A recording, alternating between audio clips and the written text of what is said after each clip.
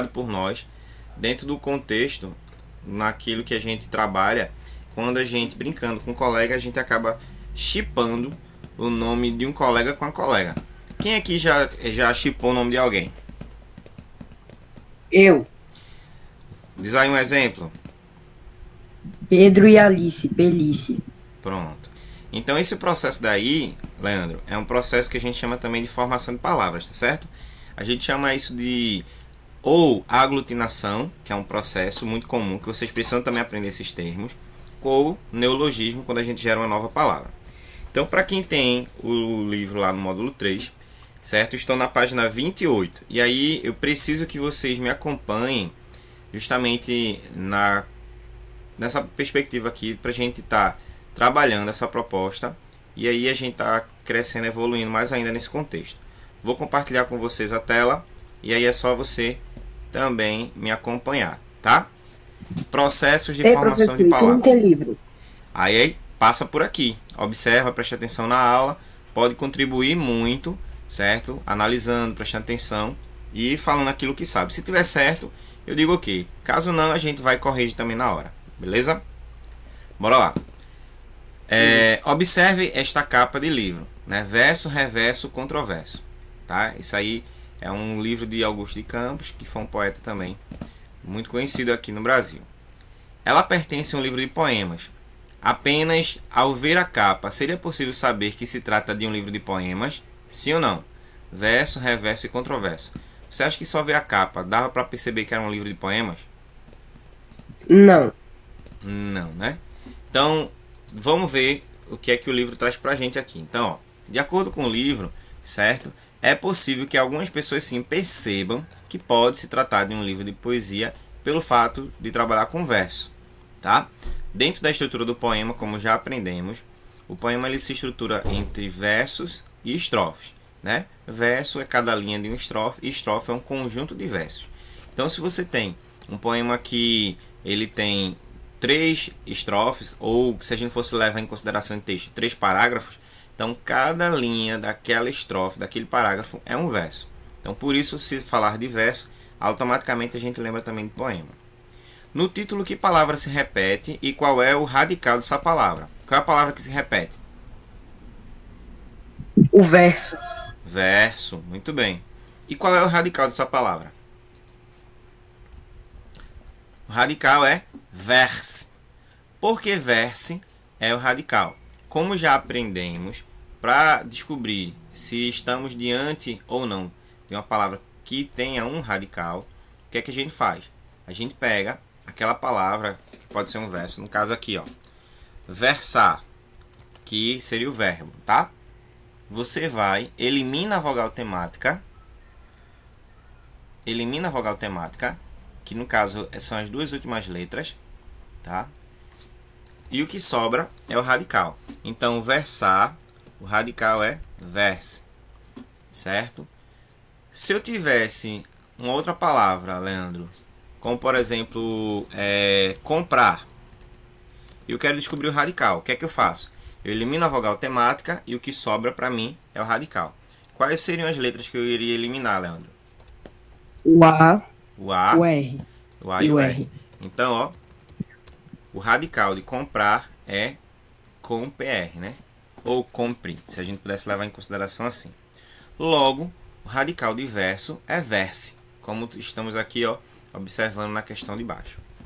Apesar dessas palavras terem o mesmo radical, elas apresentam significados diferentes, o que conferiu sentidos distintos a essas palavras. O que é que trouxe diferença para essas palavras? O que é que elas têm que diferenciam elas?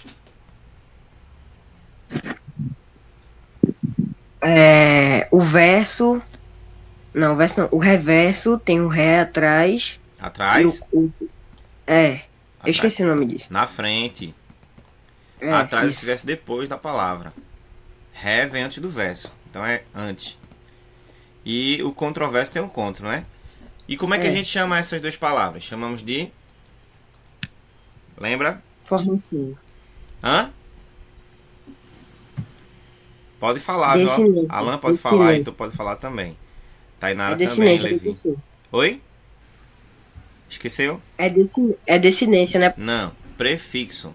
Prefixo e sufixo. Isso, mas só que aí você só tem um prefixo, que o sufixo ela só vem quando vem no final. Como a gente tem no começo, é só prefixo. Então, ó, verso é a palavra que se repete, verse é o radical, ré e contro são os prefixos das duas palavras aí, tá? Não esqueçam, gente, é diferente. Prefixo vem antes, sufixo vem depois. Ó, continuando, tá? Relacione agora os prefixos ré e contra. Ré é sentido de posição oposta ou contrária ou movimento para trás?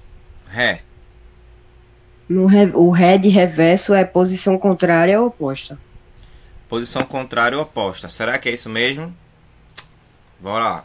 Então a resposta está errada. Contra, que é que posição oposta ou contrária? O ré é movimento para trás. Marcha ré. Lembra? Voltar para trás. Então, ó, de acordo com o dicionário, reverso significa movimento para trás. E controverso é algo que provoca polêmica, ou seja, algo que é de sentido contrário. Considerando o gênero dos textos presentes na obra, quais são os significados de reverso e controverso? Na obra. Pode falar. Que reverso é de trás para frente e o controverso não sei, professor. Controverso é uma coisa contrária, Heitor. Só que com relação ao texto, esse daqui que aparece na capa do livro, eles acabam assumindo significados diferentes, já que estão tratando de verso. O que seria um reverso? Ou seja, no estilo de verso, o que seria um reverso? É algo de trás para frente. E o controverso é tipo, você é aquela pessoa, só que é o contrário. Um exemplo é que nem o Flash. Tem o Flash e tem o Flash reverso. É, mas aí você ainda se ligou na palavra, como a gente já aprendeu no dicionário. No texto, que é a questão número 5, ele fala assim: mas no texto tem uma outra conotação, tem uma outra interpretação. Como é que a gente poderia trabalhar essa interpretação? É isso que eu quero que você analise. Então, o que é o verso? O verso vai ser uma linha de uma estrofe em que vai ser contada uma coisa. O reverso, e aí, preste atenção, o reverso é justamente essa parte em que o verso, certo? Ele vai voltar ao passado.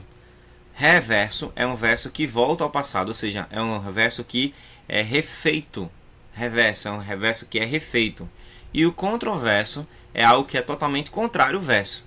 Ou seja, o reverso ele vai sempre resgatar o que foi dito no passado, e o controverso é sempre alguma coisa que vai contrariar o significado do verso. Nessa obra tem esse significado aí, tá certo? Não é o mesmo significado como a gente já aprendeu pelo dicionário, né? Movimento de voltar para trás, ou então não, mas nesse sentido aí é de voltar. É um verso que volta ao passado, ou seja, é aquele verso que resgata algo que já foi dito. E o controverso é aquilo que se apoia de forma contrária do verso. Bom, quando falamos em palavras, também falamos em processo de formação de palavras. Quem é que lembra qual é o nome que é dado para palavra que ela gera novas palavras? A gente chama essa palavra de palavra. Quem lembra? A palavra derivada é uma palavra que originou-se dessa palavra. Então, como é que a gente chama essa palavra que é chamada, que gera uma palavra derivada? Quem lembra? Repete aí, professor. Que nome recebe uma palavra que gera uma nova palavra? Por exemplo, verso. Verso gerou reverso. Controverso. Verso recebe o nome de que palavra? Vou dar uma dica, viu? Tá no slide.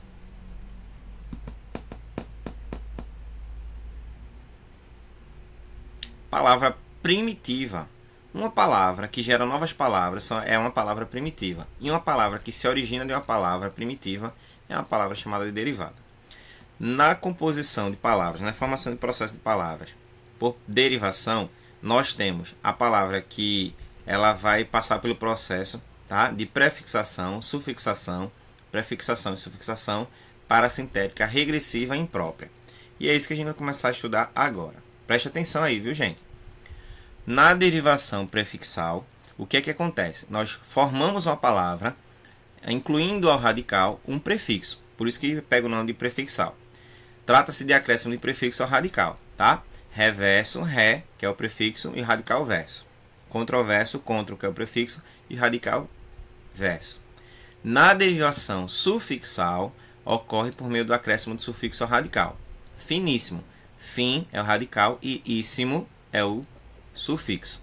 Pequenino, pequen é o radical e inno é o sufixo, tá certo? Então, ó, quando você vai formar uma palavra por derivação prefixal, é só colocar o que vem antes da palavra. E por derivação sufixal, que vem depois da palavra. Alguém aqui conhece uma palavra que seja prefixal? Diz um exemplo aí. Prefixal, que vem antes, que junta ao radical uma coisa que vem antes. Recarregar. Recarregar, olha aí. Carregar, recarregar, muito bem. E uma que seja sufixal.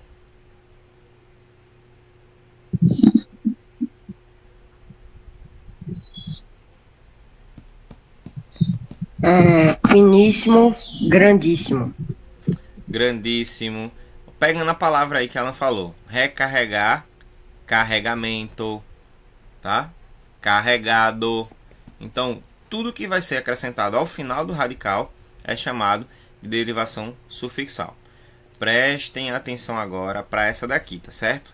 Essa aqui se confunde muito com a outra que a gente vai analisar, que é chamada de derivação parasintética. Por que ela recebe esse nome? Preste atenção, viu, gente? Quando você for formar uma palavra, e aí você pegar uma palavra que já existe na nossa língua portuguesa, e aí você vai acrescentar prefixo ou sufixo, você tem que perceber se a palavra, quando receber um prefixo ou receber um sufixo, sem o prefixo ou sem o sufixo, ou tirando o prefixo ou tirando o sufixo, ela vai existir na língua portuguesa. Então, por exemplo, a palavra entardecer, ela é chamada de parasintética, por quê? Porque quando você tira o prefixo ou tira o sufixo, a palavra não existe na língua portuguesa. Como, por exemplo, veja só, você tem a palavra reverso. Se você tirar o ré, verso existe. Se você tirar reversamento, se você tirar o mento, a palavra verso existe. Já na palavra entardecer, não. Se você tirar o prefixo o em, não existe uma palavra chamada tardecer. E se você tirar o sufixo ser, não existe a palavra entarde. Então, quando não houver uma palavra, certo, na língua portuguesa, que você tira o prefixo ou você tira o sufixo, essa palavra é chamada de parasintética. A mesma coisa acontece com a palavra anoitecer. Então, ó, você tirar o a, que é o prefixo, anoitecer, não existe essa palavra na língua portuguesa. E a noite, agarradinho, também não existe essa palavra na língua portuguesa. Entenderam aí ou não? Esse é o momento de perguntar também. Entendi. Pronto. Se você tira o prefixo ou tira o sufixo, a palavra existe com o prefixo ou com o sufixo na língua portuguesa, você não tem uma derivação parasintética, tá certo? Aí você teria esse tipo de derivação, que é chamada de derivação prefixal. Observa agora. Reflorescer. Se você tirar o ré, você tem florescer. Florescer é uma palavra que existe na língua portuguesa, certo? Aí você vai para a palavra desigualdade. Se você tirar o 10, que é o prefixo, você tem igualdade. Se você tirar o dade, você tem desigual.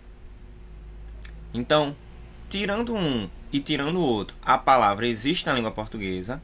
Esse processo de formação é chamado de derivação prefixal e sufixal. Tirando um que não existe na língua portuguesa, ele é chamado de parasintética. Então, a parasintética é quando você elimina o prefixo e a palavra só com sufixo ela não existe na língua portuguesa, ou se você eliminar o sufixo, a palavra só com prefixo ela não existe na língua portuguesa.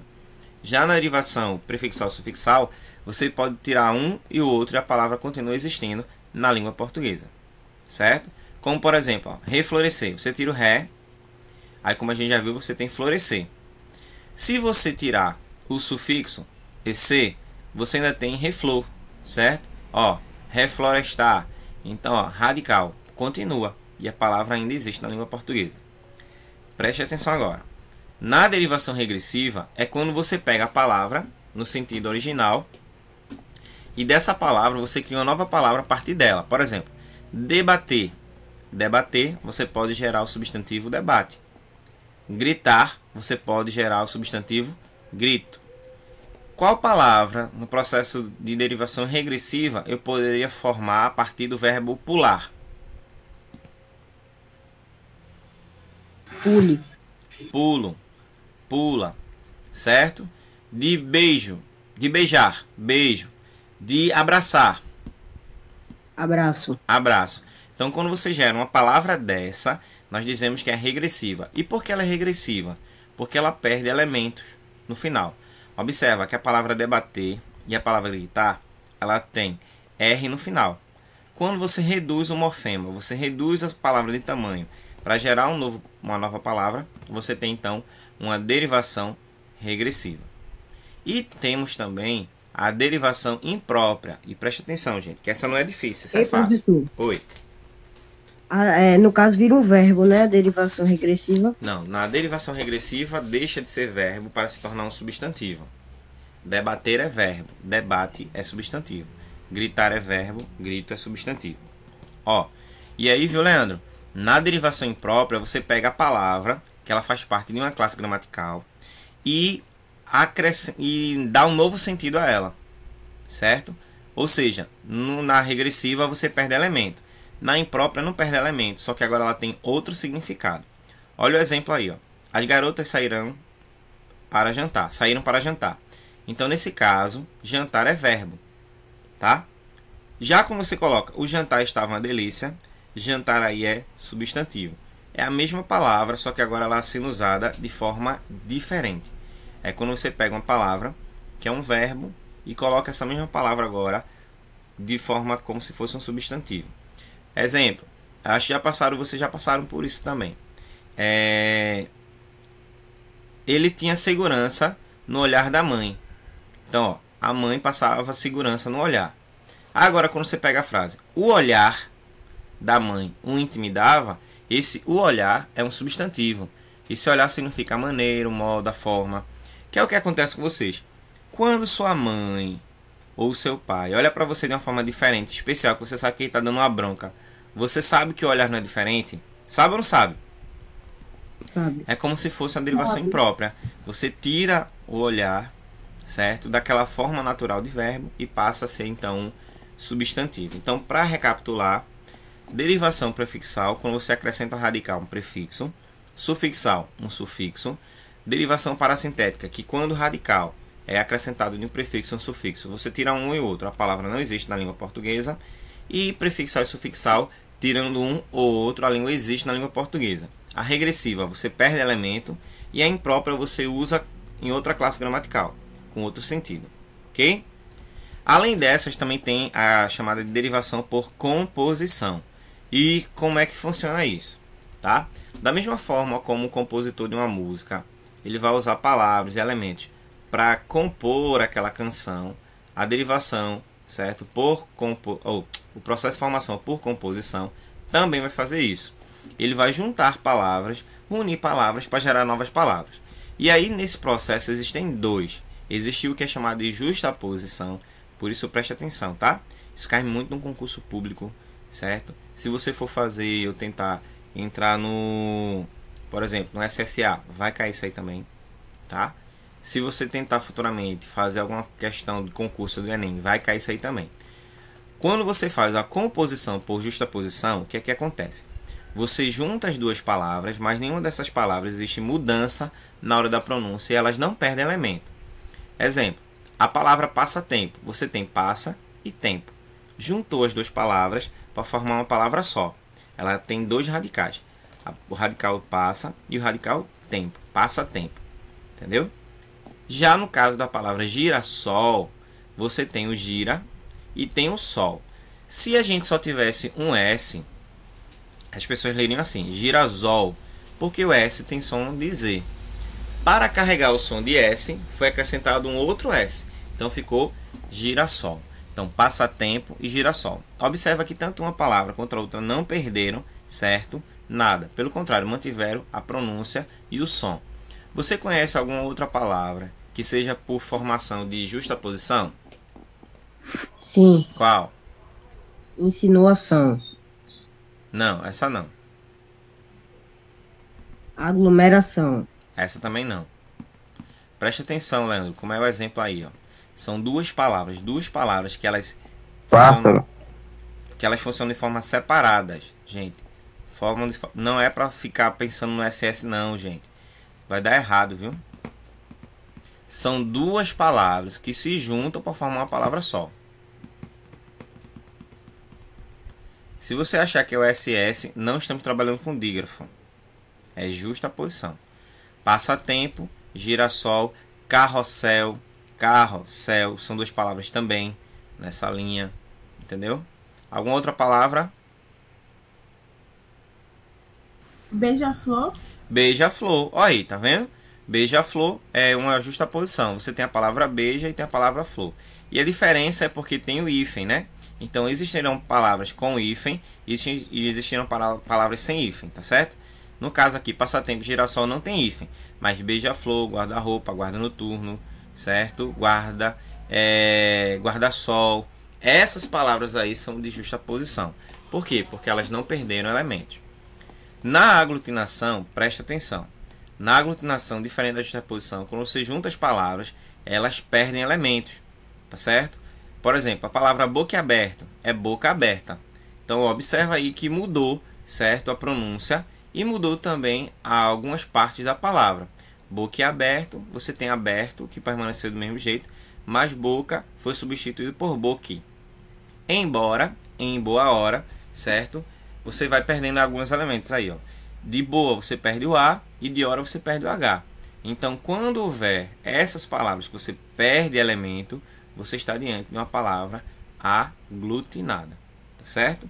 Isso aí se chama aglutinação. Observa aí agora os sentidos de prefixos e sufixos nesse texto. Ante, da ideia de condição contrária, antiaéreo, antiácido, co ou com, companhia ou contiguidade, ou seja, cooperar, coautor, contra, contrário, oposto, contramão, contrapor. 10, separação, ação contrária, negação, desonesto e outros mais. Deixa eu ver quem chegou aqui. Chegou uma professora. E aí, movimento para trás, repetição, recomeçar, refazer. Sufixos, ada, que vem na parte final, né? Ferimento ou golpe produzido por instrumento de medida ou quantidade, multidão. São vários exemplos aqui. Então você tem, por exemplo, pincelada, tigelada, papelada, laranjada, risada. Dor, tor e or. Nome de agente ou instrumentos adjetivos. Pescador ou tradutor. Eiro ou eira. Ofícios e ocupações. Nomes de árvores, arbustos, objetos ou lugares que servem para guardar algo, objetos de uso pessoal. Noção coletiva de quantidade ou intensidade. Carteiro, laranjeira, açucareiro, banheira, cabeleira. Iscar, a ação repetida e diminutiva. Chuviscar, modiscar. Zinho ou zão. Variação de grau. Docinho, lindão. Então, alguns prefixos e sufixos têm esse sentido. Se você conhecê-los, fica melhor para você também trabalhar com cada um deles. Agora, vamos analisar outros processos também de formação de palavras, tá certo? Então, observa aí, acompanha pelo acesso da tirinha. O que é isso? Chama-se arg. Arg. Por quê? Provem. Certo? É de sortudo oferecer um prato de comida ao amigo H. Qual foi a reação de H? Ele se interessou em conhecer um pouco mais sobre esse prato novo que o amigo tinha trazido. Mas qual foi a reação de H ao ver aquele prato que ele desconhecia? Dúvida. Dúvida. Ele conhecia esse prato? Não. Não, tá? Então, por não conhecer esse prato, logo ele perguntou: será que se fosse uma lasanha ou uma macarronada, ele teria dúvida? Claro que não, né? Então, por H não conhecer, então ele faz essa pergunta. É de sortudo, então, referir-se à comida como arg e pediu para H provar e descobriu o porquê desse nome. Qual é o som correspondente a essa expressão? Dor, espirro ou repulsa? Dor. Arg é Repulsa. dor. O nome Repulsa. do prato não é repulsa. Ou seja, ele sentia um nojo, uma repulsa, alguma coisa sobre o prato. Em sua opinião, H aprovará a comida ou não? É o quê? É o quê? Em sua opinião, Agar aprovará a comida ou não? Ele vai gostar ou não da comida?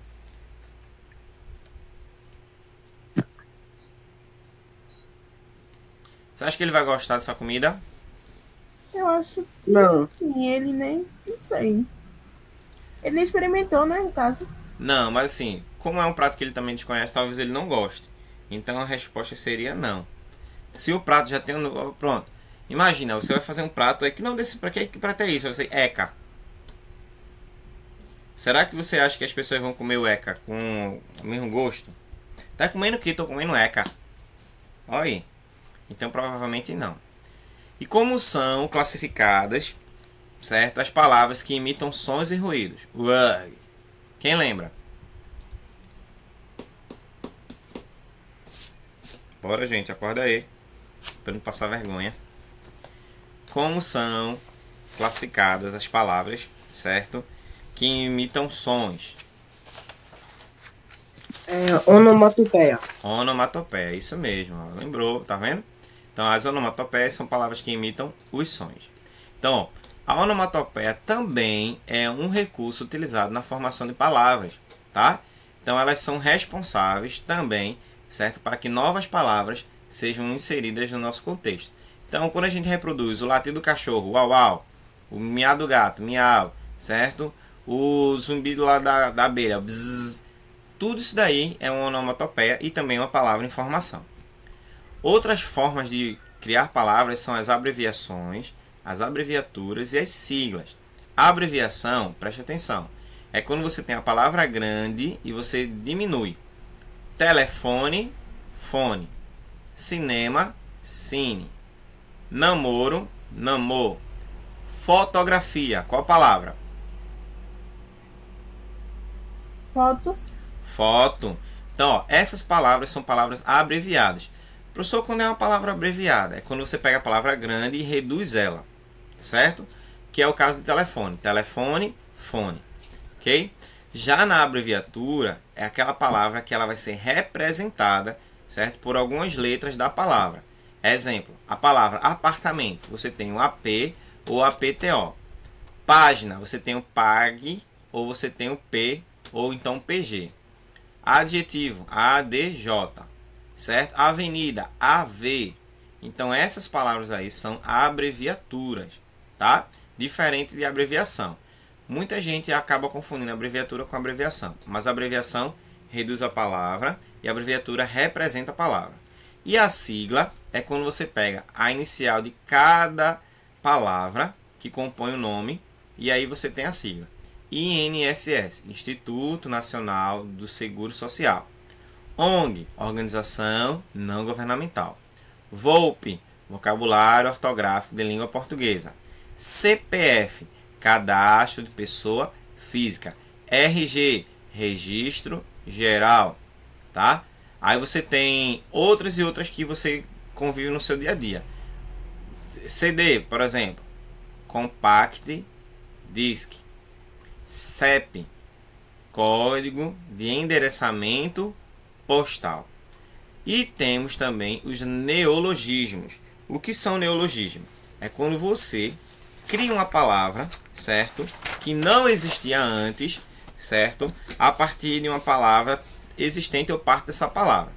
Então você tem aqui, ó, como vocês falaram, né? Como o Leandro falou, né?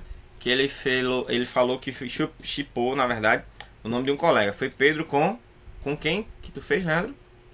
Alice, Belice. Pelice. Então, ó, é um neologismo, tá certo? E o que é o neologismo? O neologismo é um empréstimo linguístico que são formados, tá, de palavras que já existem para enriquecer mais ainda a língua, tá?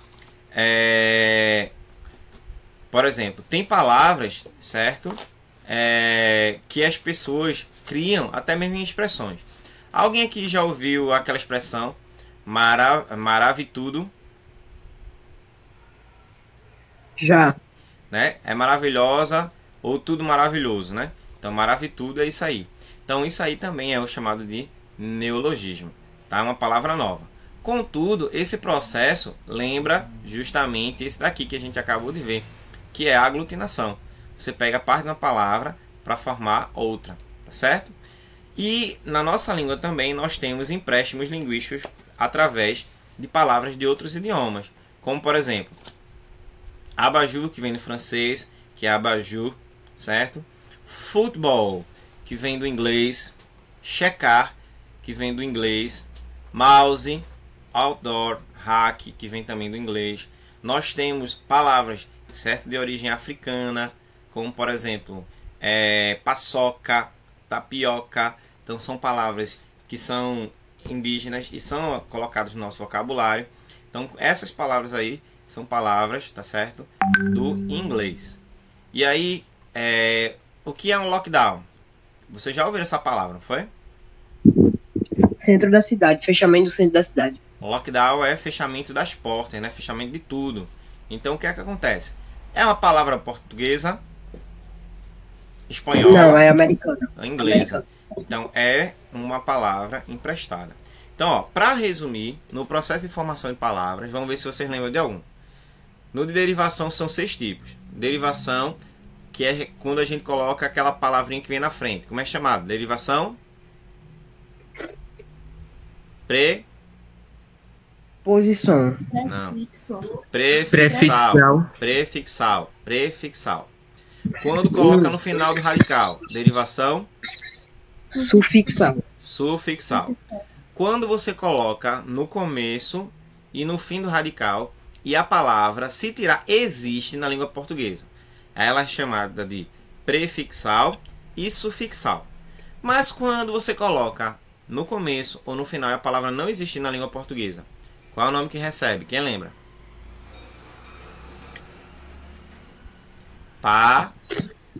Parafixial. Parasintética ou parassíntese, tá? Quando a palavra ela tem a sua palavra original e perde o último elemento, gerando uma nova palavra que é um substantivo, a gente chama de derivação que diminui.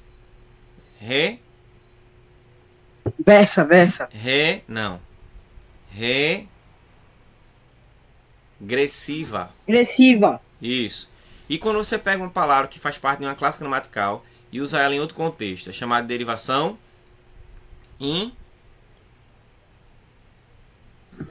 Imprópria. Muito bem. Depois tem o processo de composição. No processo de composição só tem 2 casos: justaposição e aglutinação. Você junta 2 palavras sem perder elemento, é justaposição. Você junta 2 palavras perdendo elemento, é aglutinação. E aí vimos aqui as onomatopeias, as abreviações, as abreviaturas, as siglas, os neologismos e as palavras de empréstimo linguístico que chamamos de estrangeirismo, tá certo? E aí muitas dessas que fazem parte do nosso contexto do dia a dia. Bom, agora nós iremos fazer o nosso exercício aí na página 32. Me acompanha para colocar em prática tudo aquilo que a gente já viu hoje, tá certo?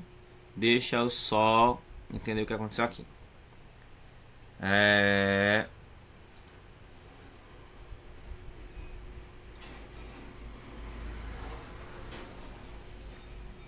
Deixa eu ver aqui.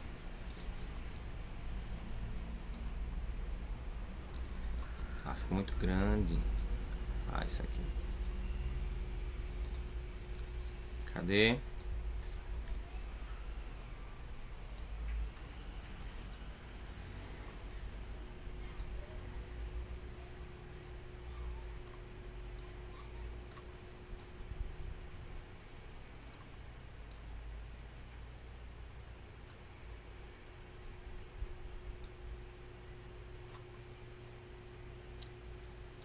Bora lá.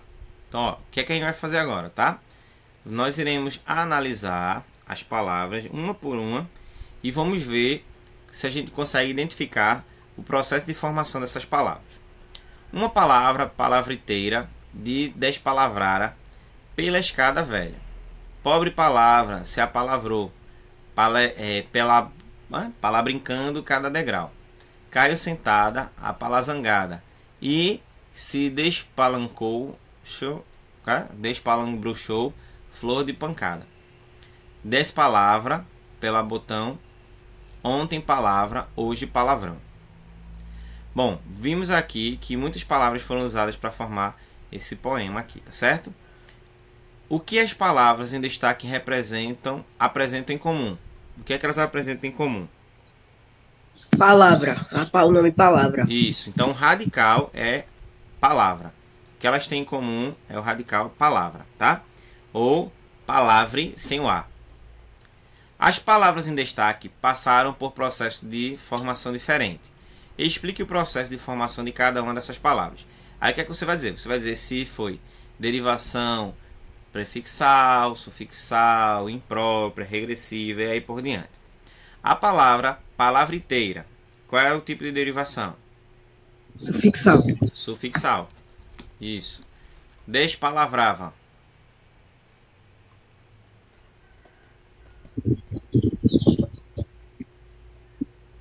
Regressiva. Não. Regressiva é quando você diminui a palavra.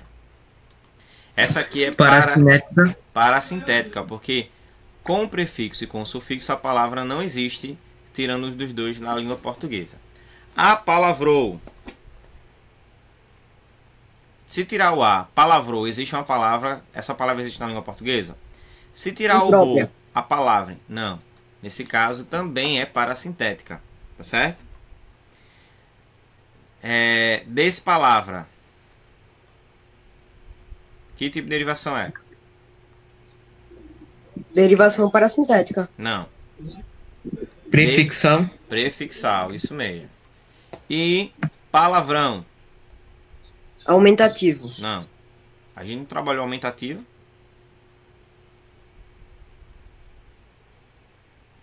Se concentra, Leandro.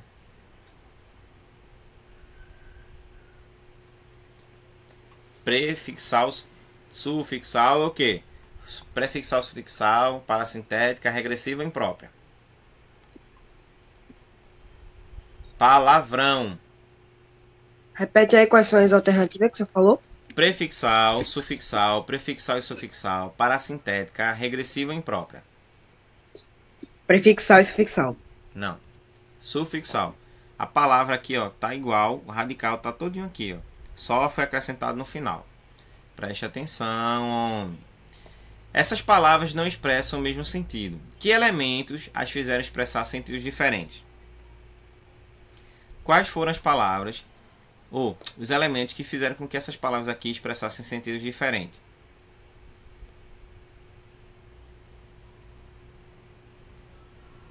Hein, gente? O radical. Não, radical não. O radical é esse aqui, ó, palavre, certo? O que é que fez com que essas palavras aqui, que tem o radical palavre, expressassem sentidos diferentes? Foi o que é acrescentado essas palavras aqui. Então, ó, prefixos e sufixos, né? Ó, os prefixos des e a e os sufixos ão, ou e teira. Essas aí foram as diferenças que foram encontradas nessas palavras. O processo de unir duas ou mais palavras de pronúncias parecidas formando uma só recebe o nome de amálgama lexical. Esse recurso é muito usado em textos literários, humorísticos e anúncios publicitários, conferindo-lhes criatividade e expressividade. Identifique e escreva os amálgamas sufixais, ou seja, quais foram as palavras que não existem na língua portuguesa, mas foram criadas.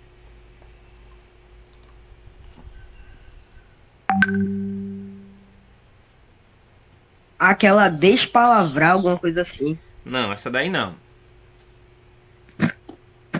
As palavras aqui são essas. Palavriteira. Palabrincando. Palabrincando. Uma outra. Despalavrava. Não. Essa palazangada. Palazangada. E palavriteira. Ó. Despalabranchou. Despalabrochou. E palabotão. Então, palabrincando, palazangada, despalabrochou e palabotão. Essas são as palavras que são chamadas de amálgamas lexicais, tá certo? Essas aí. Agora, escreva as palavras empregadas na forma dos amálgamas. Quais são as palavras que se juntaram para formar a palavra palabrincando? Palavra brincando ou brincando. Brincando. E o que mais? Pala brincando. Usou brincando, mais. Palavra com brincando. Isso, então usou a palavra mais brincando. Pala zangada.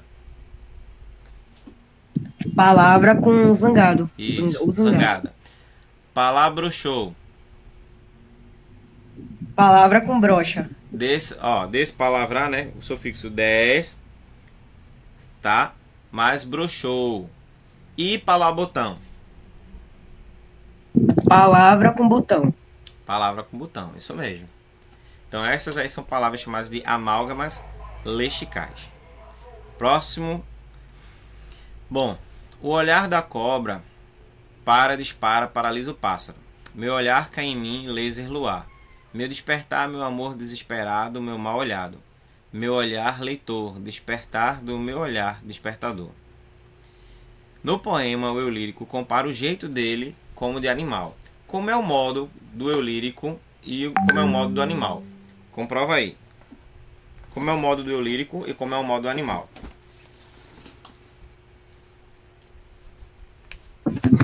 Onomatopeia. Sim. Mas aí como é o modo do olhar do animal e como é o modo do olhar do eu lírico?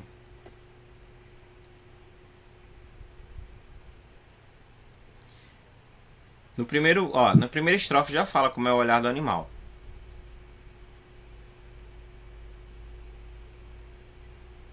Dispara.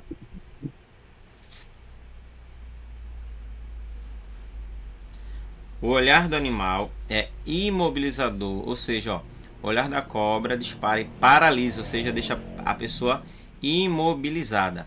E o olhar do eu lírico, meu olhar cai em mim de laser luar, é cruel, ou seja, é um olhar que ele vai provocar, certo?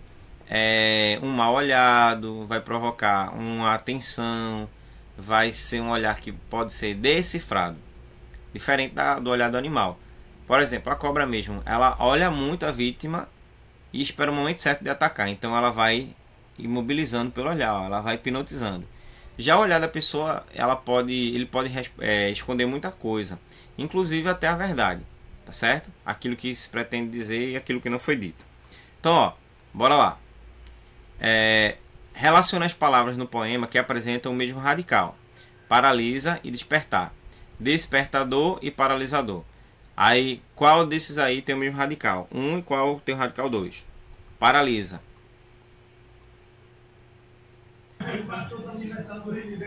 Paralisador. Paralisador. E desperta. De Despertador. Então Despertar. é o mesmo radical. Isso. Bom. Escreva agora os radicais dessas palavras. Qual é o radical da palavra? Certo? A gente já aprendeu a descobrir o radical aqui, ó. Paralisar e despertar. Paralisar é paralise e despertador é despertar. Não, desperte. Desperta. Ó, desperte, paralise e desperte. Paralisa, paralisador vem de paralise. Desperta, despertador vem de desperte. Esses são os radicais. Chegou perto, mas é aí mesmo. As palavras despertador e paralisador passaram pelo mesmo processo de formação de palavras. Qual é esse processo? Despertador e paralisador. Que processo é esse? É chamado de quê?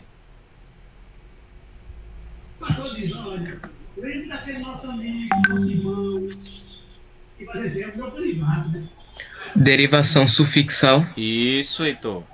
Derivação sufixal. Ó, porque foi acrescentado a radical, paralise e despertador, o acréscimo mudou. Muito bem, prestou atenção direitinho. Bom, leia agora as frases e identifique, tá certo? Com cuidado, eu já estava misturando aqui. Leia agora as frases e identifique se as classes gramaticais das palavras em destaque são as mesmas do poema. Ou seja, se aqui no caso, aqui eu tenho como verbo e esse daqui como substantivo.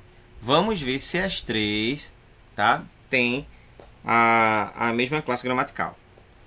Quem olhar com cuidado uma flor verá a beleza que dela emana.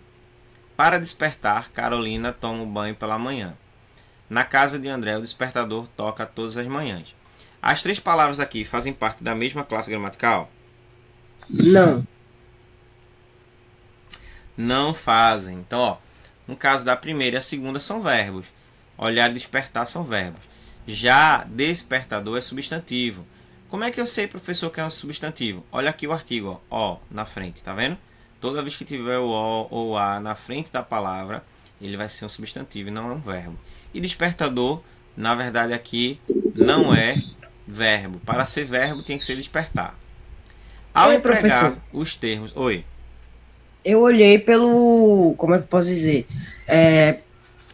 O que o olhar e o despertar são iguais, o sentido. Sei. Foi sentidos diferentes que eu julguei. Ok, então, você percebeu a questão da ação, né? E a ação que é representada pelo verbo. No caso, despertador, não.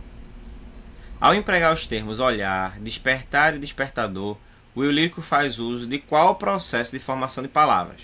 Olhar, despertar e despertador.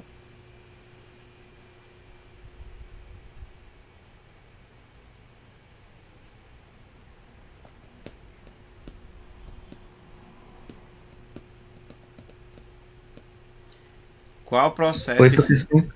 Qual o processo de formação de palavras que quando a gente usa palavras aqui fogem do seu uso natural? É chamada de derivação. Palavras derivadas? Não. É chamada de derivação. É um tipo de derivação. Sufixal. Não. Derivação sufixal. Não. Aqui seria sufixal se fosse acrescentado radical. Olhar. Olhando, olhou, olha. Então é olha- prefixal. Não. Qual classe ou qual processo de derivação, tá? Essas palavras aqui elas fazem parte saindo do seu contexto habitual. É chamada de derivação Imprópria. imprópria, isso mesmo. Ó, quando você tira, certo, um elemento, uma palavra que está sendo usado com outro sentido fora do contexto natural, é imprópria. Sempre lembrem disso aí, gente, tá? Imprópria. Bom, vamos lá. Nesse anúncio daqui, certo? Deixa eu baixar um pouquinho aqui. Nesse anúncio daqui, observa aí quais foram as palavras, certo, que comporam esse anúncio. Cookies Jasmine, saúde e sabor em tempo integral. Jasmine Cookies integrais, livre de gordura trans. Castanha do Pará. E aí tem um textinho que vai falando sobre isso, tá? Na questão que vem após essa imagem, a pergunta é o seguinte: com que objetivo o anúncio foi produzido? Qual é o objetivo desse anúncio? Vender. Vender o produto. Vender o produto. Fazer com que compre esse produto. Porque ele é bom, ele é natural e outras coisas mais. Isso mesmo. No título do texto, identifique uma palavra que tenha sido incorporada de outro idioma. Que palavra é essa? Jasmine. Não. Cookies. Cookie. Cookies. Então, ó, a palavra cookies, certo? É uma palavra estrangeira, vinda do inglês. Apesar de não ser uma palavra de origem portuguesa, pode-se inferir seu significado por meio da leitura do anúncio. O que ela significa? O que é que ela indica? Né? Como é possível descobrir essa informação? O que é um cookies? O que é um cookies? É um biscoito, um tipo de biscoito. Isso. Ou bolacha. É um biscoito crocante, certo? Que na maioria das vezes é utilizado por pessoas que querem fazer dieta e aí compram um cookies integral. Ou aquelas que gostam de um sabor mais diferente, já que aqueles cookies de chocolate que vem com aquelas gotinhas de chocolate que torna também um biscoito especial. Então o cookies é um biscoito especial, tá? Feito com material integral e natural para que as pessoas possam realmente saborear um biscoito diferenciado. No texto publicitário, indique e explique o significado de dois estrangeirismos presentes. Quais são as duas palavras aí presentes, tá certo? Nesse estrangeirismo. Cookie e jasmine. Não, Cookie de Jasmine não, biscoito. esqueça Jasmine. Tá? Um é cookie Sim, um é cookie. O e outro, biscoito. eu acho que o outro aqui não dá para perceber, porque o texto está bem pequenininho. Mas quem está com o livro em casa acompanhando, Deixa eu ver onde é que tá. Tararã.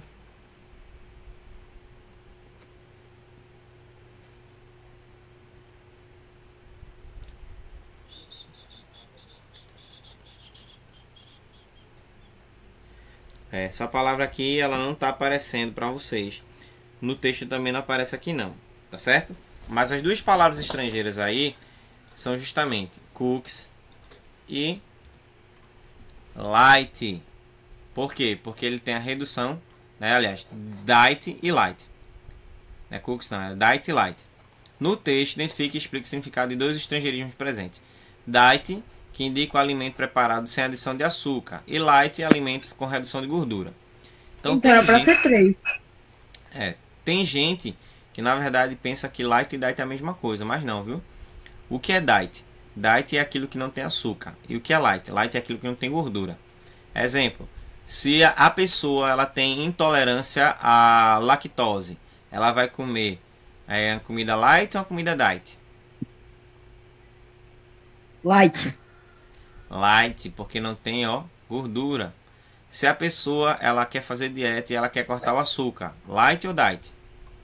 Light. Ô, professor, Diet. mais light é... Ah, não, tá certo. Não. Agora, bom seria se cortasse os dois, né? Por quê? Porque a gordura no organismo ela se transforma em açúcar, tá certo? Então, tanto um quanto o outro devem ser evitados. Principalmente aqueles que Ei, professor, dizem que são... é triglicemia, né? Comida de Triglicemia, alguma coisa assim, né? Oi? Triglicemia, alguma coisa assim, né? E o quê? Que a comida vira açúcar no sangue, né? Triglo, não sei o que, né? Não. O que é trigo é chamado de triglicerídeos. Triglicerídeos é massa, isso. é pão, é bolacha, é bolo, é pizza, é lasanha, macarrão. Tudo que for massa, certo? Cuscuz também é triglicerídeos. Não pode comer? Pode comer. Só não pode comer em excesso. A pessoa que come muito pão, aí ela bota muito triglicerídeos no organismo, principalmente no sangue. O que é que acontece com o triglicerídeos? Eu não sei se vocês já viram, mas por exemplo, alguém aqui já fez alguma vez na vida tapioca? Eu já. Quando você pega aquele recipiente que tava tapioca, que você bota lá a colher ou então a vasilha e coloca água em cima daquele pozinho da tapioca, o que é que acontece com ele? O que é que ele faz? se une. Não. Não, ele. Que nome? Ele Farela. dissolve. Esfarela.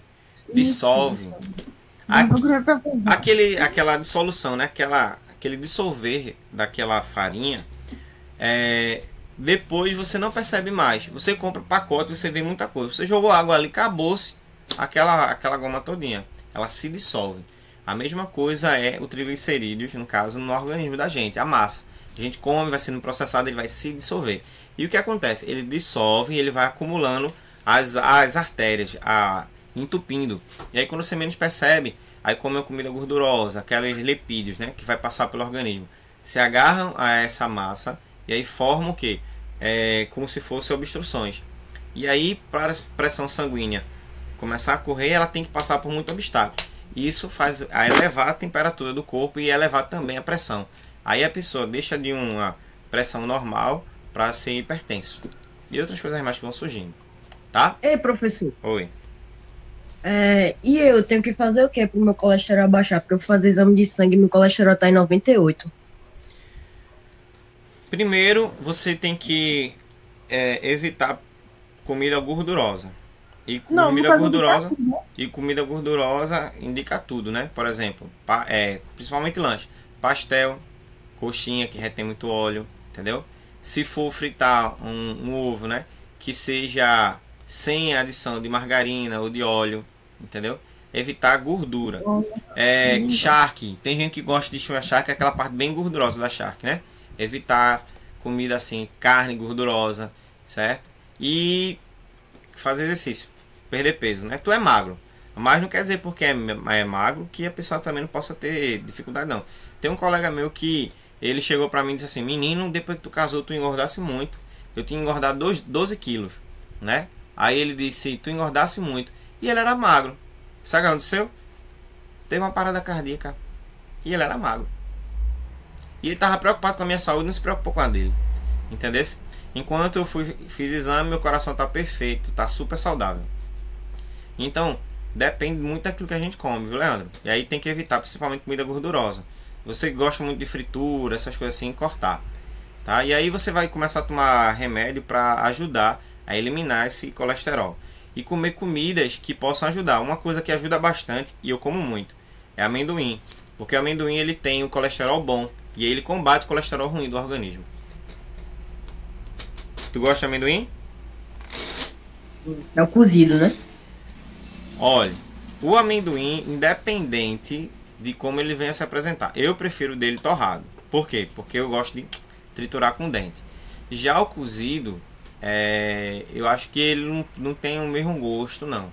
Eu acho que não tem, eu acho que ele chega a fazer o mesmo efeito, não. Mas aí, como amendoim, independente de. Bom, continuando aqui o texto. O propósito do texto publicitário é apresentar as informações do produto anunciado e por meio delas convencer o leitor a adquiri-lo. Sabendo disso, explique qual foi a intenção do anunciante ao empregar palavras estrangeiras. Que o produto é light, é diet, qual é a intenção do anunciante? Que o produto pra ele ver é livre mais de gorduras. comprador. É chamar mais a atenção no caso do cliente, né, para que ele possa comprar aquele produto, porque aquele produto aparentemente é mais o que, gente? Mais saudável. É dizer que aquele produto é saudável, é de boa qualidade e por isso que a pessoa não pode ficar de fora, certo, de comprar um produto como esse. Bom, e agora nós iremos finalizar essa parte, tá? Respondendo esse questionáriozinho aí bem rápido que você já sabe.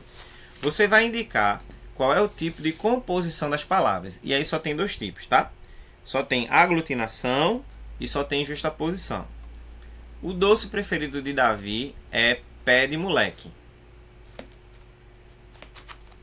Você acha que é aglutinação ou justaposição?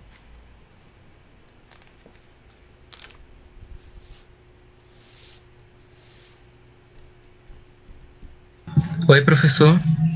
A palavra aqui, ó, pé de moleque, é a palavra aglutinada ou justaposta. Ou seja, quando tem a justaposição, as palavras se juntam e não perdem elemento. Quando tem a aglutinação, as palavras se juntam e perdem elemento. É aglutinação ou justaposição? Eu acho que é justaposição. É justaposição. Ó, você tem pé de moleque. Nenhuma dessas palavras aqui perdeu elemento. Todos eles foram mantidos. Marina passou em um concurso no Planalto Central. É justaposição ou aglutinação?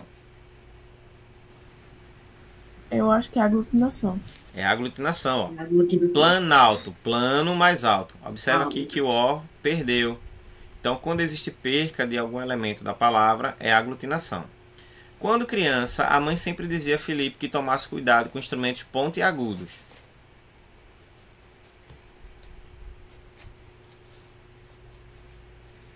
Justaposição ou aglutinação? Aglutinação. Aglutinação, muito bem. E o mais difícil no momento de escrever um texto é dar o pontapé inicial. Aglutinação também. Justaposição. Aqui é justaposição. Oi? Justaposição. Justaposição. Tá? O livro escreveu aqui, ó, aglutinação, mas aqui é justaposição. Pontapé é ponta mais pé, certo? Muito bem. A palavra mal me quer é aglutinação ou justaposição? Mal me quer. Aglutinação. Justaposição. Mal me quer não perde elemento. E o amor de Rodrigo por Fernanda já não era de outrora. De outrora, aí é aglutinação, é de outra hora. Ok? Bom, gente, vamos entrar agora num assunto que é bem pertinente, principalmente para vocês que são adolescentes, tá? Que fala sobre a questão dos distúrbios hormonais e principalmente psicológicos que são sofridos e sentidos na adolescência. É por isso que tem muitas meninas que elas sofrem com aquele processo chamado de anorexia. Vocês sabem o que é anorexia? Sei. quando a pessoa bota na cabeça que tá gorda e faz de tudo pra ficar magra, sendo que ela não precisa. Isso é Isso verdade. não é bulimia, não? Não, bulimia é quando você provoca o vômito, tá? A anorexia é quando a pessoa ela coloca realmente na cabeça, no psicológico, de que ela está gorda e que ela precisa perder peso. E por isso ela se recusa a comer, tá? E ela fica fazendo várias dietas e aí acha que tudo que come tá fazendo mal a ela e ela acaba ficando esquelética, né? Cadavérica, ou seja, parecendo cadáver mesmo. Bom, nós iremos ler um texto, certo? Sobre uma entrevista que foi dada pelo médico Drauzio Varella, falando sobre anorexia nervosa e bulimia, para diferenciar uma coisa da outra, tá? Então acompanha aí o texto para a gente ganhar também esse tempinho. Ó, e aqui só aumentando para a gente ver melhor e vocês também. Bom, aqui deixa eu só baixar, o texto vir tudo. Anorexia nervosa e bulimia. Taki Cordais é médico psiquiatra e professor da psiquiatria da Universidade de São Paulo. Antigamente, um pouco de gordura no corpo era sinal de saúde. Aí veio a medicina dizendo que não há vantagem nenhuma em acumular tecido adiposo. Ao contrário, que todos devemos ser magros. Não sei se vocês lembram ou já viram, mas antigamente as imagens das modelos, das mulheres mais lindas do mundo, eram aquelas mulheres que tinham a aparência de que eram gordinhas. Então, antes o pai e a mãe achavam que se o menino era gordinho, ele era saudável, enquanto o menino que era magro, ele era doente.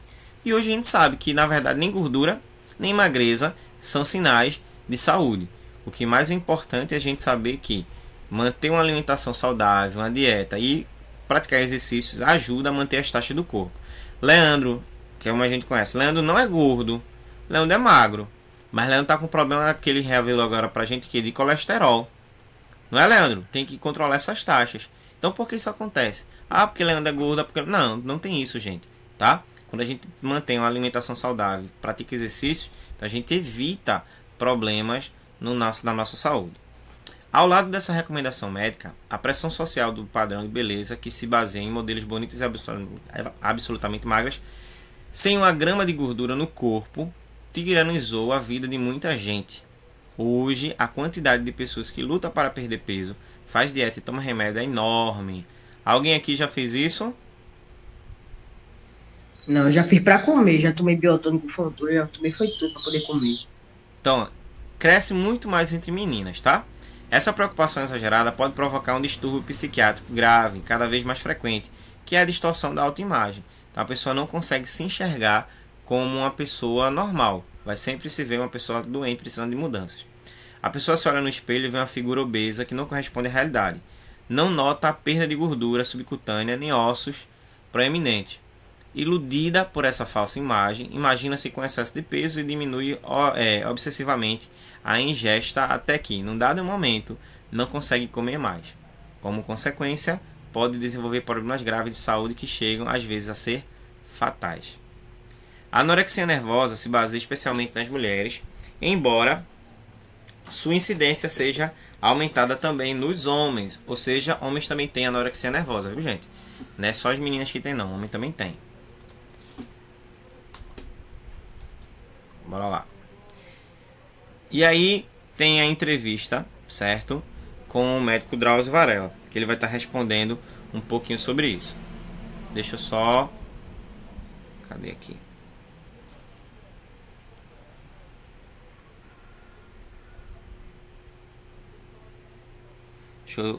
Acho que eu pulei um slide. Não, pulei não. É isso mesmo. E aí vamos para a entrevista com ele, tá? Anorexia nervosa, doença antiga. Drauzio Varella fala: estamos vivendo uma epidemia de anorexia nervosa, ou esses casos sempre existiram, mas não eram diagnosticados. Aí o médico Taki Cordais fala: é muito antigo o registro de histórias de pessoas com bulimia e anorexia nervosas.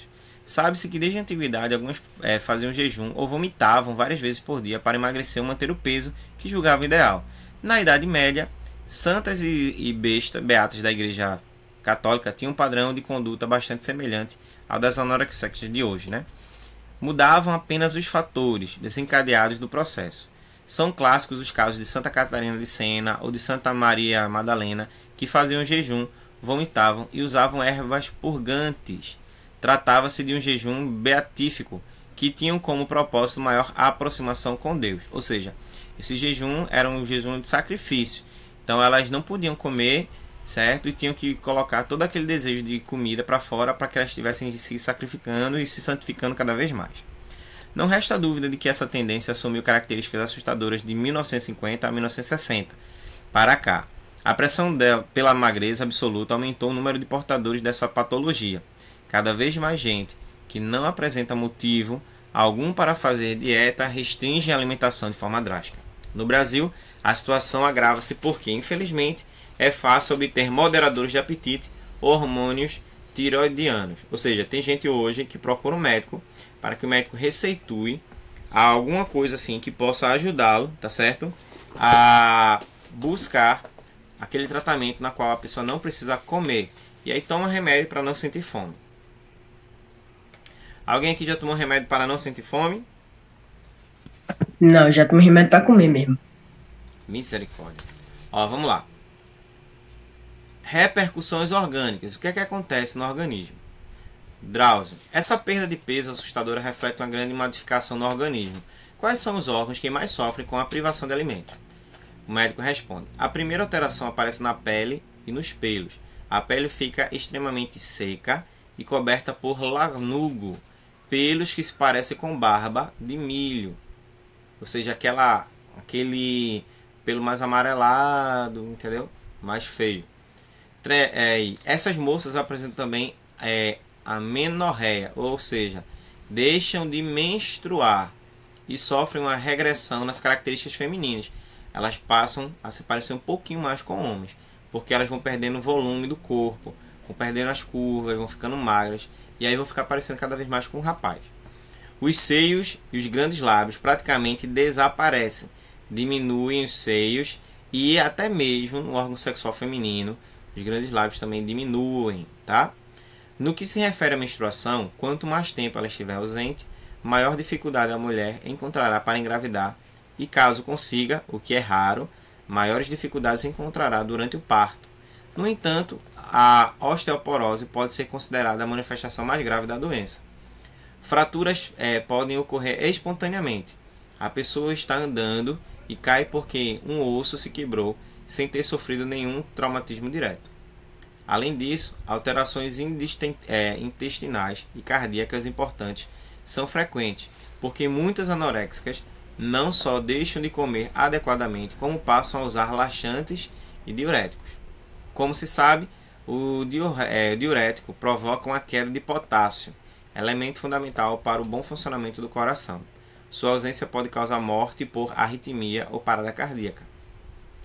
Associado aos laxantes, o diurético aumenta a perda de água no organismo, que pode causar desidratação e insuficiência renal. No hospital das clínicas, há pacientes obrigados a fazer hemodiálise porque perderam um rim por causa da desidratação. Curioso é que muitas dessas mulheres transportam esse padrão de comportamento alimentar para os filhos e proíbem as crianças de irem a festinhas para evitar a tentação de comer um brigadeiro. Essas mães anoréxicas começam a restringir a dieta das crianças desde cedo e criam filhos desnutridos. As coisas chegam a tal extremo que se faz necessário alertar os parentes próximos para intervirem e interromperem esse processo prejudicial ao desenvolvimento infantil. Então você percebe aí que não apenas as mães, as mulheres, as moças, elas passam por esse problema, mas elas acabam também transferindo para os filhos. E os filhos acabam muitas vezes sendo privados de comer determinadas coisas por conta desse comportamento que as mães têm, né? De achar que eles não devem comer esse tipo de coisa, tá? Visão típica do sexo feminino. Drauzio. Em geral, as mulheres tendem a ter uma visão distorcida da própria imagem, não é mesmo? Alguns estudos mostram que certas mulheres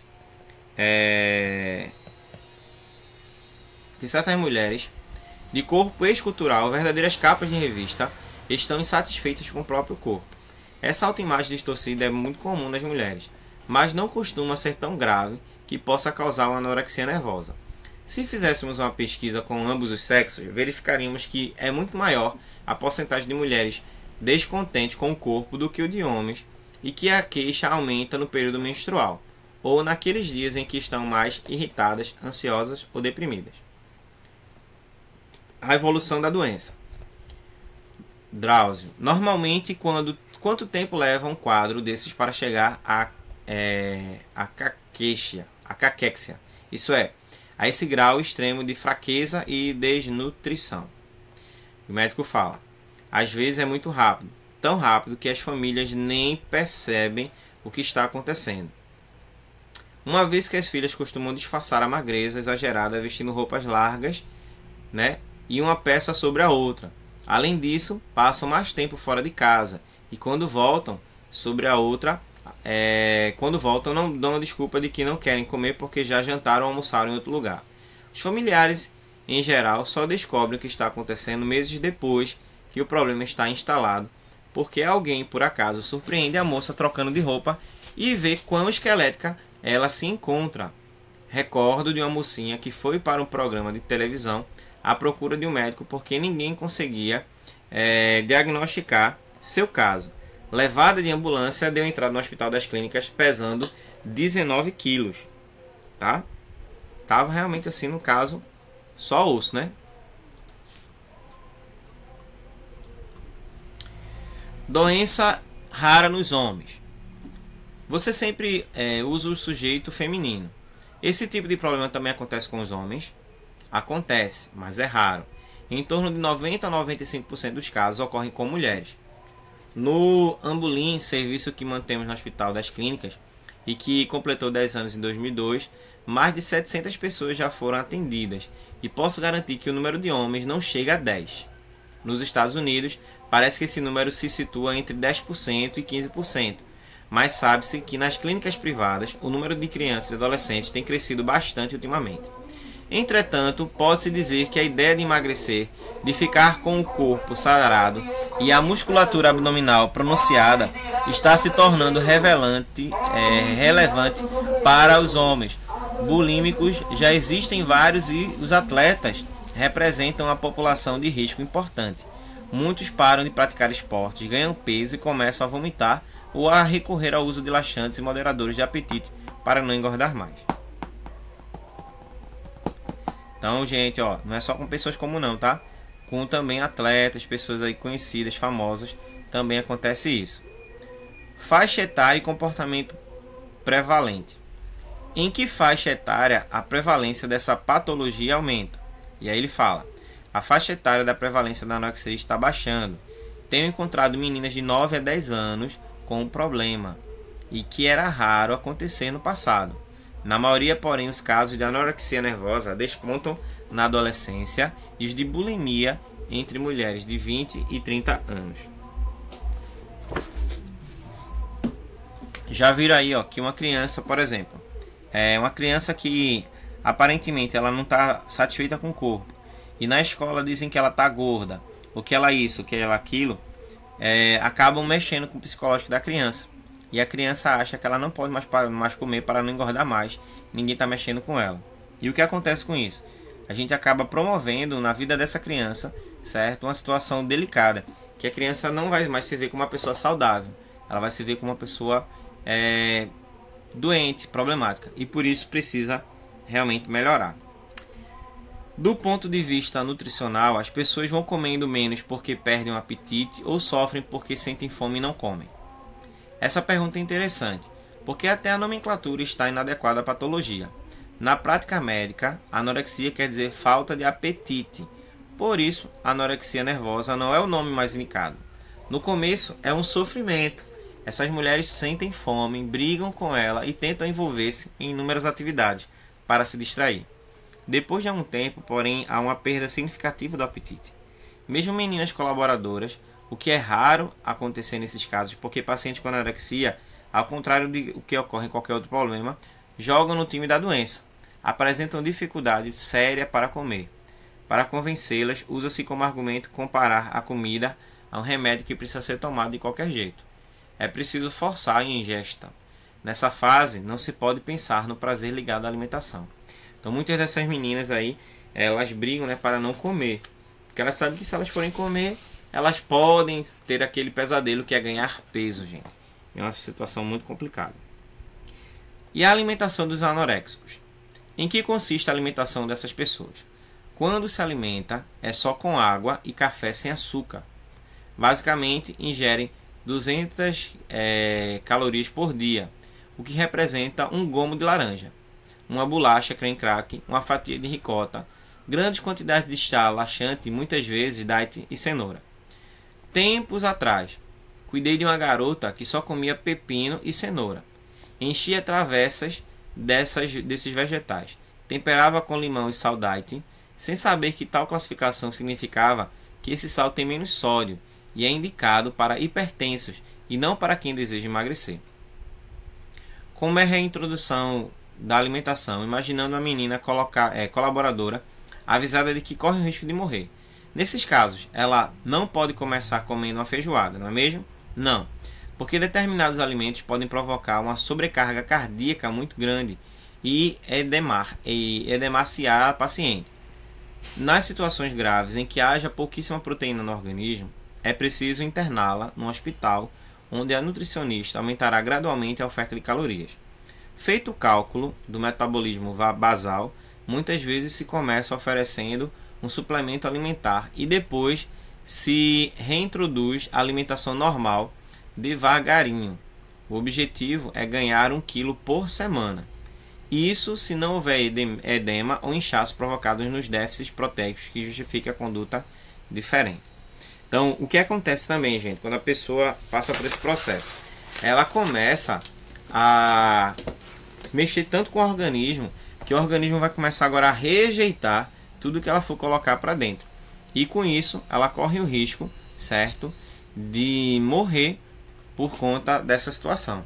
Então, ó, como já sabemos, né, o doutor médico Drauzio Varella é um médico bem conhecido. Ele é formado, né, a formação dele é de oncologia, então ele é médico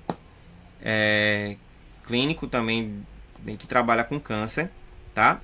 E além de pesquisar sobre o câncer, ele também trabalha com o tratamento da AIDS. Ele ficou muito conhecido porque ele trabalhou na penitenciária muito conhecida aqui no Brasil, chamada Carandiru, que virou até um filme, tá? E aí ele também chegou a publicar alguns livros falando sobre como era a vida do dia a dia dessas pessoas que estavam no presídio, muitos presídios masculinos, onde alguns homossexuais, né, são as mulheres daqueles detentos, e acabavam muitas vezes pegando AIDS e passando AIDS adiante. Então ele fala toda uma história de luta relacionada a esse sentido. Mas aí, de vocês que acompanharam até agora, qual é o objetivo principal dessa entrevista? O que é que vocês acham? Deixa o carro do ovo passar aqui. Pronto, pode passar. Pode falar. Eu acho que uma quantidade de pessoas, nem todas as pessoas precisam desse regime.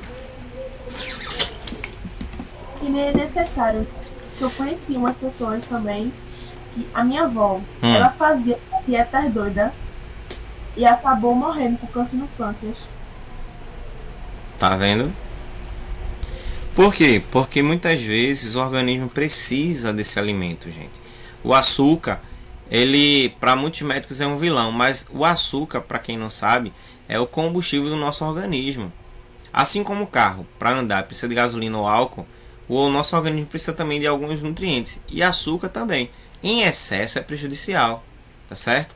Então muitas vezes fazer dietas aí sem acompanhamento médico pode ser danoso, tá? Então a proposta é realmente discutir quais são as causas, as consequências e o que deve ser feito quando estivermos conhecendo pessoas que apresentam um tipo de transtorno alimentar, ou seja, a bulimia, ou seja, a anorexia. O texto também apresenta informações sobre transtornos psiquiátricos causados pela destruição da autoimagem, tá? Para tanto, foi entrevistado Taki Cordas, médico psiquiatra da Universidade de São Paulo e coordenador do Ambulim, Ambulatório de Bulimia e Transtornos Alimentares. O fato do entrevistado ser um especialista garante que efeito ao texto. Garante mais o que? Mais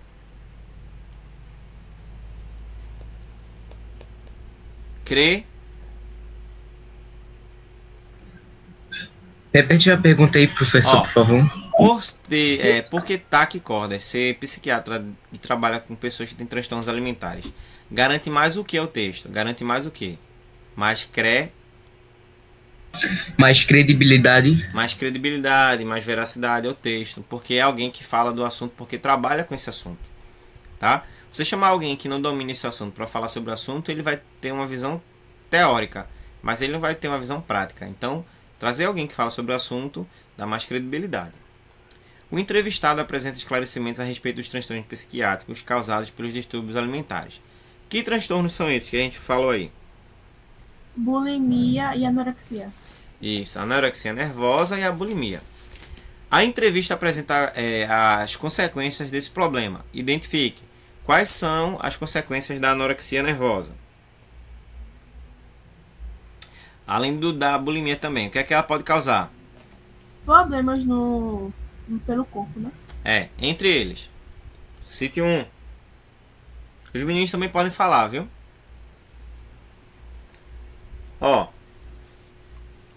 Entre eles, ciclo menstrual interrompido, consequências na pele, tá certo? Dificuldade para engravidar, osteoporose, irregularidade cardíaca, alteração intestinal, renal e uma série de outras coisas que vão sendo apenas somadas aí. Cordas também expõem a visão histórica dessas doenças. De acordo com o psiquiatra, elas são comuns somente nos dias de hoje ou não? Anorexia e bulimia só aconteceram de um tempo para cá ou já aconteceram antes? Já aconteceram antes. Então, desde que o mundo é mundo, as pessoas vêm praticando esse tipo de coisa, né? Aí ele fala sobre as mulheres que eram beatas da igreja católica lá, que praticavam a anorexia, né? Tinham distúrbios alimentares e a bulimia como uma forma de se consagrar. Outras mulheres, né? Buscavam estar nos padrões de beleza e tomavam muitos laxantes, certo? Ou faziam dietas loucas para tentar manter o peso e assim sucessivamente. Então quer dizer que não é um assunto novo, é um assunto antigo e que precisa ser combatido cada vez mais. Até porque, como a gente já viu aí, existem casos em que as pessoas vão a óbito, né? Morrem mesmo. Ainda segundo o entrevistado, por que esses transtornos são recorrentes no século XX? O que ainda acontece nos dias de hoje? Por causa de bullying na escola. Bullying. Também. E também as pessoas buscam o quê? Buscam ter um corpo perfeito, ideal, tá certo?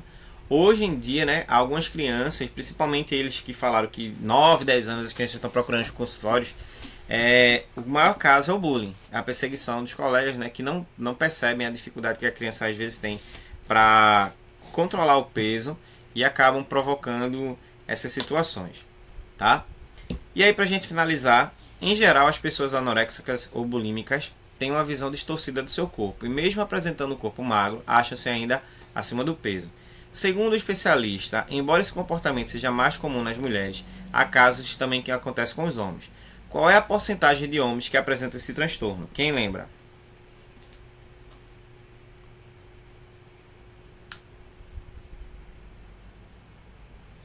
É maioria, é minoria?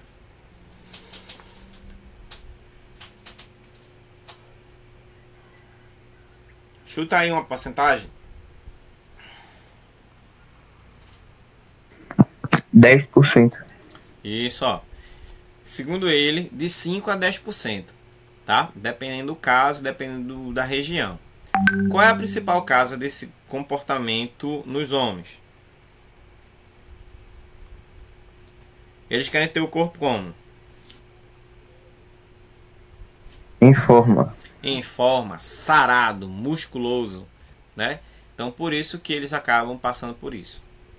Muitas pessoas escondem um problema que torna o tratamento mais difícil.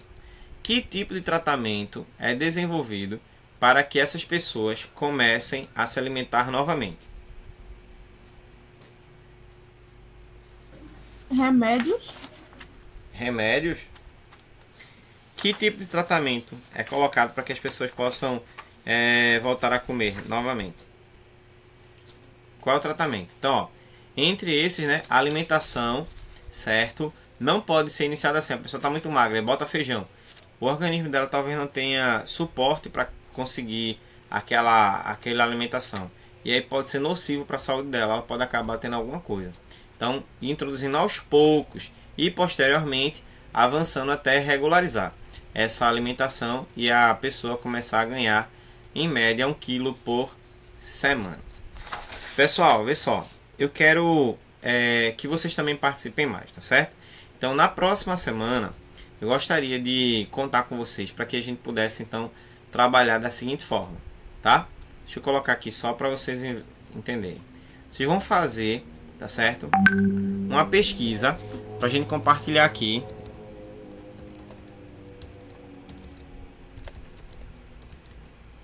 Certo? Sobre pessoas famosas que fizeram dieta, apresentaram, tá? Distúrbios alimentares em prol da beleza. Então, ó, é só botar assim, ó. Quais são as atrizes, os atores, as cantoras, os cantores, certo? Que fizeram algum tipo de... ou apresentaram algum tipo de distúrbio alimentar, tá? Para ficar com o corpo em forma. Aí você pode ver pelo perfil de um cantor que você segue, que você gosta, certo? De uma cantora. Se lá tiver alguma dessas informações, o que é que você faz? Aí você compartilha. Ó, eu vi sobre Joana Maria. Joana Maria é uma atleta, não sei o que. Ela disse que durante a parte da infância dela, não sei o que. Eu quero que vocês tragam o nome de pessoas, certo? Conhecidas, para que a gente possa falar um pouco mais sobre elas. Ok? Levando em consideração... Ó, rapidinho, Vitor. Levando em consideração que a sua participação vai ser convertida em nota. Você deixa de participar, deixa de ganhar. Diga, pode falar agora. Ei, professor. Oi. O trabalho, a gente pode mandar para o senhor? Não, você vai preparar e na próxima aula nós iremos compartilhar, tá certo? Ô, professor, no caso é para botar nomes e falar um pouco sobre a pessoa, sobre o que ela teve. Não, eu não quero saber como é que ela ganhou a primeira medalha, não. Eu quero saber quais foram as dificuldades que ela passou, certo? Nesse processo alimentar, como ela venceu. É isso aí, porque a gente tá falando sobre isso, tá certo? Então, tipo, a gente compartilha a pesquisa da gente na próxima aula, né? Na próxima aula. Entendeu como é? É uma coisa simples. Sim, né? sim. É só para vocês dizerem, ó, eu fiz isso aqui, certo? Aí você vai colocar, pesquisar, certo? Pessoas famosas.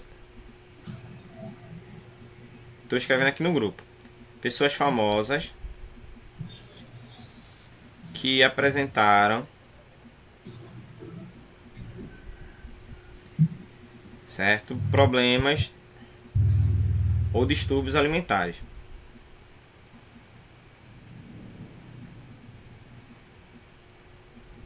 E o que fizeram, né? Que é o melhor. O que fizeram para superar isso aí?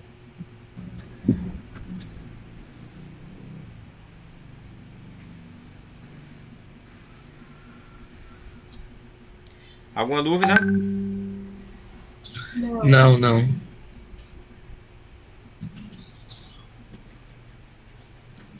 Pronto. Coloquei lá no grupo para a segunda.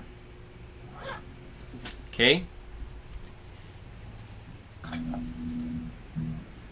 Então, gente, é isso. Espero que vocês tenham aprendido um pouquinho, aproveitado bastante e acompanhado, tá? Porque isso que vai fazer toda a diferença. Ok? Então, ó, até a próxima aula. Se cuidem e tchau, tchau.